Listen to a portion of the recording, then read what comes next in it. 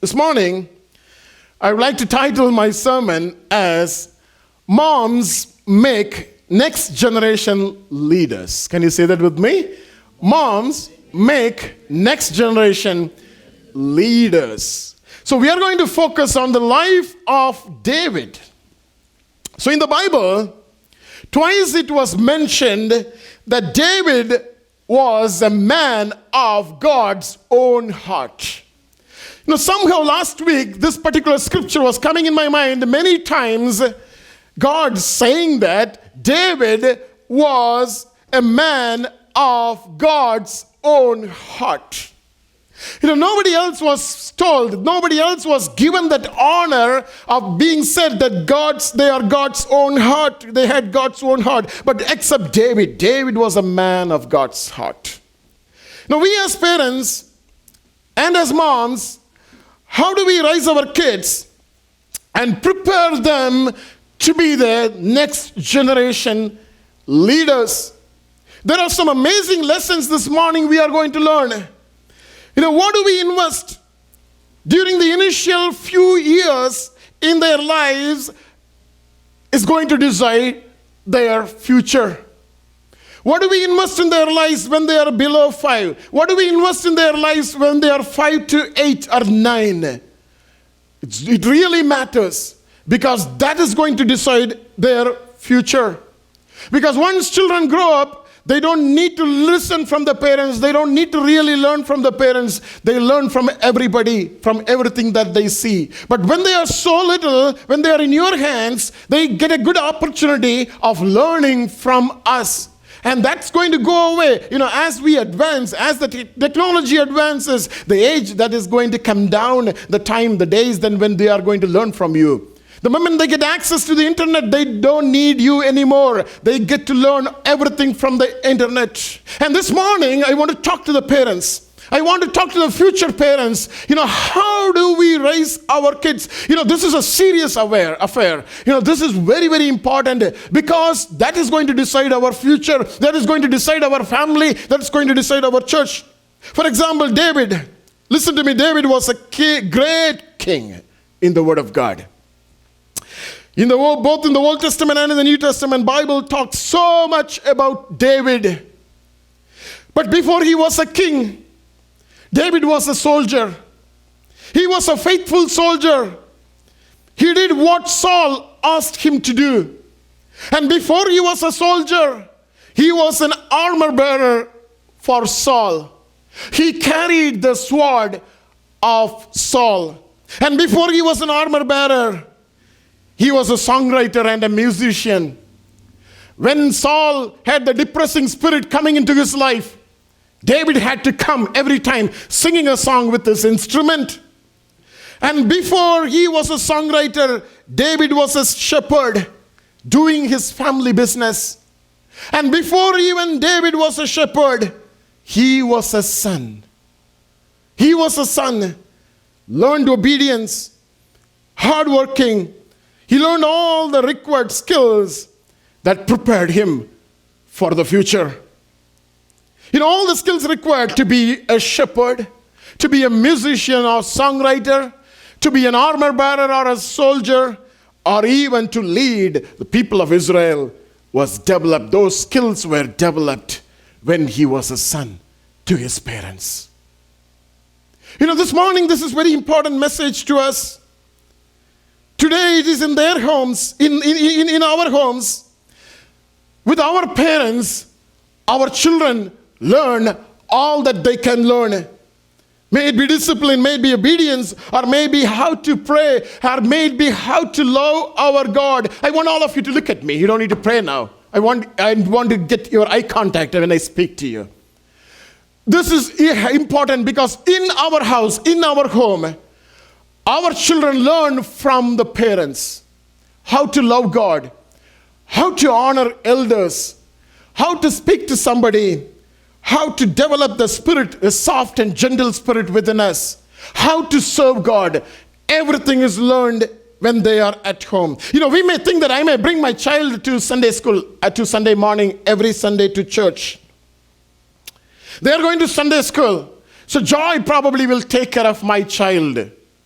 No, that's not going to happen. This is an alarm. This is a danger. There's an alert here.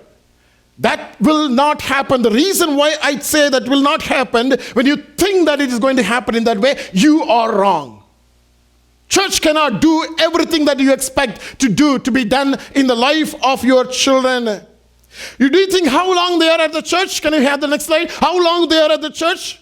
They are at the church only 2% of their time in a week. They are at the church only 2% of their time in the week. The remaining 61% of their time, they are with you. They are at home. Listen to me carefully. They are at home. They learn from their parents. They mimic their parents. They develop a character that is same as their parents.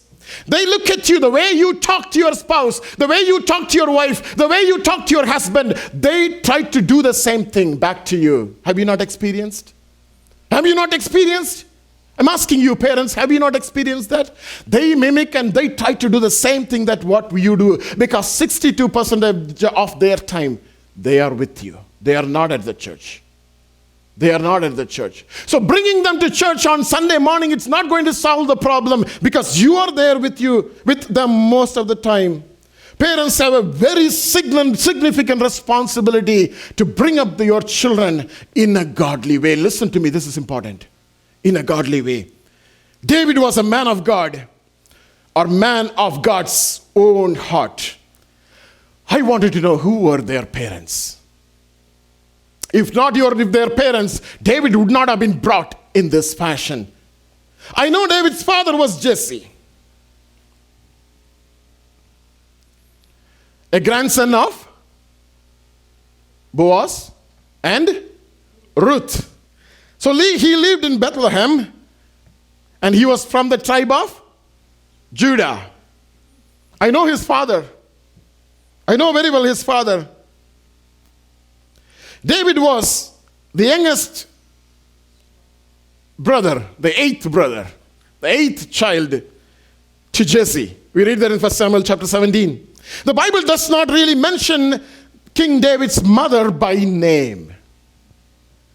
We don't see his mother's name. A Jewish legend, or the Talmud, that is basically the central text of the rabbinic hierarchy, the Talmud, that gives an idea about who David's mother was. David's mother was by name Nitzevet. That's David's mother's name, Nitwit. We're going to talk about so much about her. We don't see that in the Bible. There is no biblical confirmation about this, but the Talmud, or some of the Jewish traditions, they mention very clearly David's mother's name was Nitzevet. And David also had two sisters by name Zeruiah and Abigail. Bible talks about that in 1 Chronicles chapter 2. But we don't have much information about David's mother, Nitwit. Except there is one place David says, when he sang a psalm, in Psalm 86 verse 16, David says, "Save me, because I serve you just as my mother did." Did you listen? Save me, because I serve you. We may not see that in all the translations, but a couple of translations, they say that. I serve you, just Psalm 86:16. I serve you just as my mother did.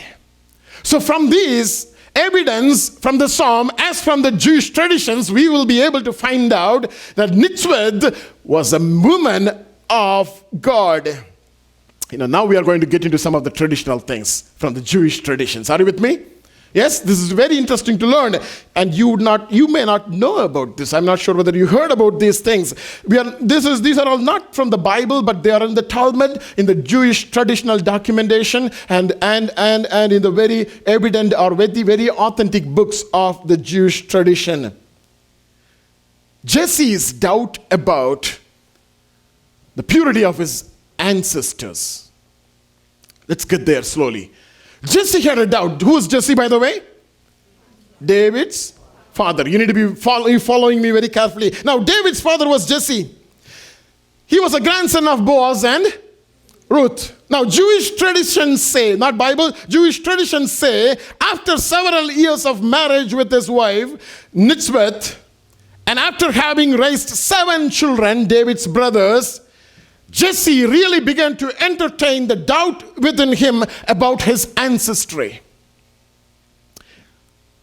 You know what? Jesse was a very leading, authentic preacher on that day, or a leader of Torah, the 5 books of the Bible. And he was very authentic. But his grandmother Ruth was a convert from the nation of Moab. She was a Moabite, if you remember. That is what we see in the book of Ruth. Now, later in his life, Jesse, after having 7 children, Jesse had it out. Now, during Ruth's lifetimes, many individuals were doubtful about the legitimacy of her marriage to Boaz. Again, Torah specifically forbids an Israelite to marry any ungodly or any other Gentile woman. Totally forbids. But you know what? But Boaz married the Moabite woman, Ruth. Now, Jewish traditions say that Boaz died the night after his marriage. Don't see that in the Bible. But Jewish traditions say Boaz died the night after his marriage with Ruth. Now, Ruth conceived and subsequently gave birth to their son, Oded. Ruth's son was Oded, the father of Jesse. Now, some troublemaker, listen to me, some troublemakers, they claim that Boaz's death verified that marriage with Ruth, the Moabite, was illegitimate. For anyone who is in the tribe of Judah, anyone who is a son of Israel, marrying a Moabite woman was totally illegal. Totally illegal. Follow with me. Now, Jesse was really thinking about why that happened to my grandparents. Why did that happen to my grandparents? Now, Jesse was conceiving some thought within his mind. If that happened to my grandparents, what about Nitwit, my wife, after having 7 children? If Jesse's status was questionable, you're talking about now Jesse's separation from Nitwit. If that happened to Jesse, my father, and if that happened to grandfather, if that was not permitted, I'm not a true Israelite. How can I marry Nitwit, who is a true Israelite? That doubt started coming in his mind. I'm not from the true tradition of the Jewish. I'm already mixed with a Moabite woman. How can I live with such a true woman? Because I'm not an Israelite. I'm not a pure Israelite. That thought came in his mind. And Jesse decided the only solution would be to separate her. So they were no longer engaging in the marital relationship. And Jesse's 7 children, they were very well aware of this. That Jesse and Nitwit, they are going through a time of separation. After a number of years passed, Jesse longed for a child whose ancestry would be unquestionable. Jesse had 7 children, but then their ancestry was questionable because they were not married to a pure Israelite. There was a mix from the Moabite. Now Jesse decided, I want to have a pure ancestry. My child need to have a pure ancestry. And that means Jesse had to marry another woman. And Jesse planned to marry. He engaged the relationship with his Canaanite maidservant. Listen to me carefully. Jesse engaged a marital relationship with the Canaanite woman, maidservant. Now, That maidservant, Canaanite maidservant, had so much of pity over Nitzevet, Jesse's wife. And on that night, the wedding night, they did a trick. Nitzevet and the Canaanite woman, they switched places. It's very interesting. And eventually Nitwit could sleep with Jesse. But Jesse was not aware of this. You remember the switch really worked in the life of Leah and Rachel for Jacob. It worked. It worked. So now Nitwit became pregnant. You can imagine now. Jesse was not aware of it. Nitwit became pregnant now. Nitwit never revealed this to Jesse, what she has done with the Canaanite maidservant, with her help. Even when her pregnancy was apparent, people had a doubt now. Nitwit was despised. And the fetus that was in her womb was despised. Listen to me carefully. People thought that Nitwit became pregnant because of an illegitimate relationship with somebody.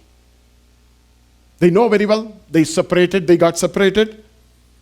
And now people had a doubt that Nitwit is pregnant because of an illegitimate relationship. Again, this is his extra biblical legend.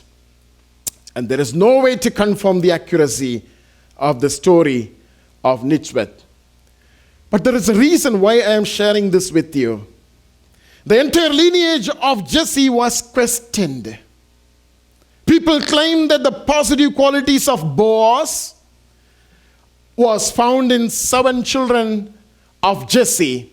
And all the bad qualities, the negative characters of Ruth, is found in the disgraceful child by name David.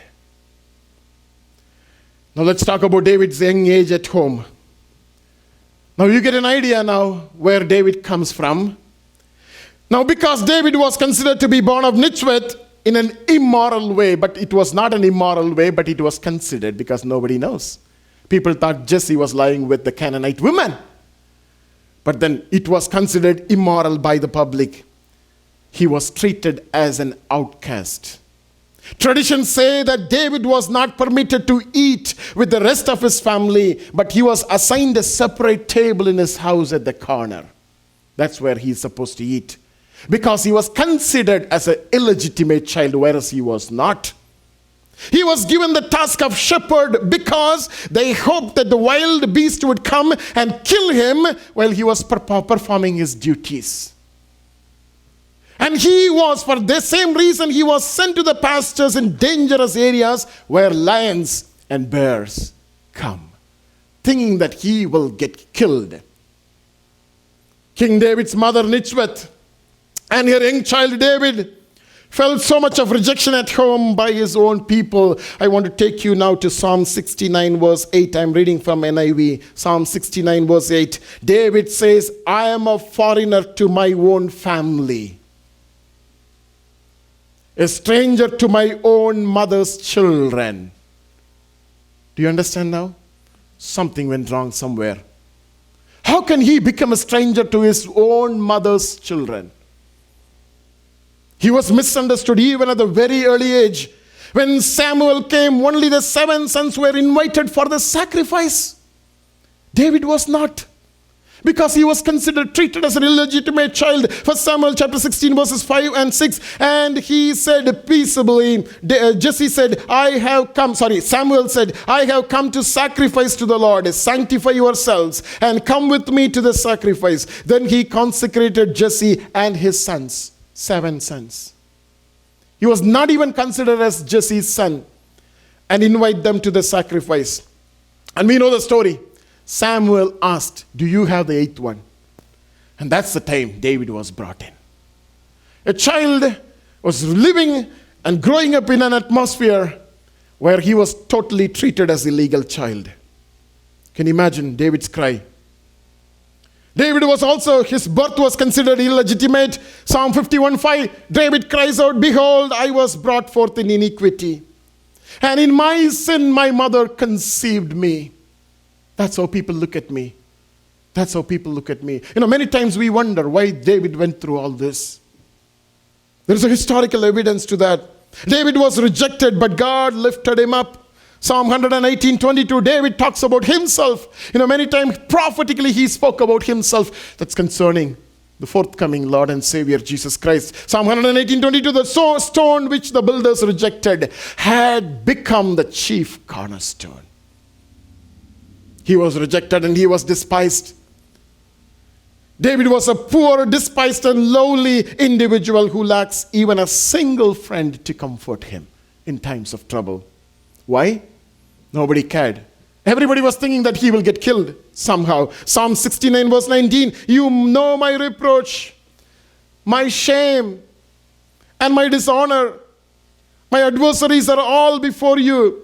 Reproach has broken my heart, and I am full of heaviness. I looked for someone to take pity, but there was none. Why not even a single person was there to support? Because everyone, the whole world, thought he was an illegitimate child to Jesse. They also gave me gall for my food, and for my thirst they gave me vinegar to drink. That's how David was treated in his childhood days. But my point is not that. I'm just coming back to my point now. David's mother had a total responsibility of bringing up this child. Bringing up this ill-fated child to a king, to lift him up to a king of the nation. David possessed many great qualities. They were inherited certainly from his father Jesse, from the tribe of Judah. Very strong qualities David had. But at this tender age, at this very young age, it was his mother who protected David from all the adversary. Now come to an understanding and to find out how important as mothers we are to our children. It was David's mother who taught him valuing individuals' dignity and refraining from embarrassing others. David's mother was very particular. She taught him how to deal with people, how to have that dignity, how to maintain your dignity. It was Nitzevet who taught him to be strong and brave when facing hardships. It was his mother who was always with her, because think about it, only mother knows he's a legit child. Father was not. Father was not. You can imagine how David would have grown up in that house. It was Nitwit who taught David to absorb strength from the inner confidence, and to disregard the harassment and treatment, all the bad, evil treatments that was given by his own brothers. In the midst of that condition, that situation, David was well supported by his mother. It was this strength that fortified David to face the most challenging adversary, because his mother was behind always with David. And David learned a lot of things from his mother, to stand proud and dignified and feel, so confident in communicating with the Lord in the desert places, in the wilderness. David's mother taught him how to talk to God, how to speak to him, how to sing praises to him. It was all taught by David's mother. David's mother taught him to take personal risks in his life for a better cause. I was trying to understand how that quality came into the life of David when he was rejected by everybody, how he could risk his life and go and stand before Goliath. It must have come from somewhere, and I'm sure not from Jesse. He was rejected by him, but Nitzevet was always with him, bringing him up to take risk in his life. If David would not have taken that risk, Messiah would not have come in that lineage. David was trained in such a strong manner. It speaks to us certain things today. Nitzevet, as a mother of young David, who was already despised and rejected by his brother and father, had a great responsibility of making a leader of a nation. Sometimes when we go through life challenges in our lives, when we are just left all alone, we have a question, Lord, how do I bring up this child? How can I bring up this child, Lord? Just I'm all alone. How can I manage? David's mother, Nitwit, she was despised and rejected along with David. But she could do it. If she could do it, I'm sure we can do it. It puts a great responsibility and burden in my heart, in all our hearts, in all our lives, to bring our younger generation today. How much we spend time with them, how do we pour our lives into their lives? That really matters. That really matters. She perfected in her responsibility by bringing up David. I thought 3 different ways. Number 1, to stand firm in front of his adversaries. Can you read that with me? To stand firm in front of his adversaries. Children need to learn this skill. Children need to be taught how they need to be firm. When they get exposed to the things of this world, they will have challenges. Now, child is with you. You are taking care of them. But a few days later, few years later, you need to let them go to the school and the universities. How do they handle the challenges? How do they stand firm on what they learned, what was taught? Need to be taught by mother to a child. To cast his complete reliance upon the Lord. That's what Nitzevet taught to David. My son, you are asked to go to the places where we see lions and bears. There are many more dangers on your way. So in all your ways, acknowledge him. Acknowledge him. He will straighten your path.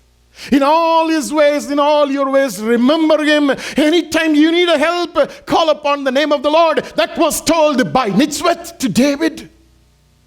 Even Jesse was rejecting, go there, don't come. You'll get killed someday by an animal. I don't want to take that bloodshed upon me. But Nitzevet told him, you need to rely upon the Lord, my son. Nitzevet also taught him how to take personal risks for the sake of doing God's will. This is very important for the next generation that is coming up in our homes. How can they take risk for God? How can they do something for God? How we can bring them up so that eventually they will become men and women of God, doing the work of God. That requires a certain amount of risk. How do we bring them up? Nitzevet had that vision. How she will bring up David. And one day David will walk alongside of Saul carrying his sword. One day David will fight with the Philistines. And one day David will be seated on the throne as king. And the foundation was laid in such a home setup. Today we have complaints about our house. We have complaints about our settings, our setup. We have complained about our spouse, saying that I don't see a godly atmosphere at home because of such and such and such a thing. Think about the environment where David was brought up. It was not at all in favor of him. But mother has a special role in this situation. When everything comes against, mother has a special role in this particular situation. No wonder, by looking at all these things that was invested in the life of Nitzevet, no wonder why God could say that I have found David, Acts chapter 13 verse 22, I have found David the son of Jesse, a man after my own heart, who will do all my will.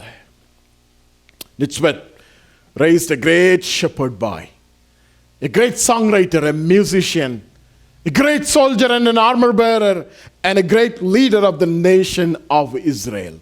Today the challenge is upon our lives as we bring up our children in a godly way, try to bring up as a good leader in the place where they work, in good leader in the society, good leader in the church, in the kingdom of God. Mothers are called to raise godly generation. Can you all stand for a moment as we end this sermon this morning? If you can read that with me. Mothers are called to raise a godly generation. Father has a role too. Our parents, both the parents together, you can work in this. But mothers has a specific role, considering, the life of David. Mothers are called to install faith in the lives of young children. You need to have a time sitting with your children. When I was preparing this sermon, I was asking many questions to Joy.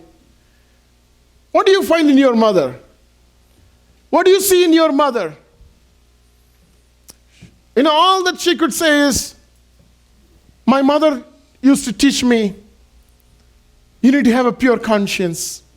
You need to have a pure life. You need to be holy. Don't hurt anybody. Talk gently.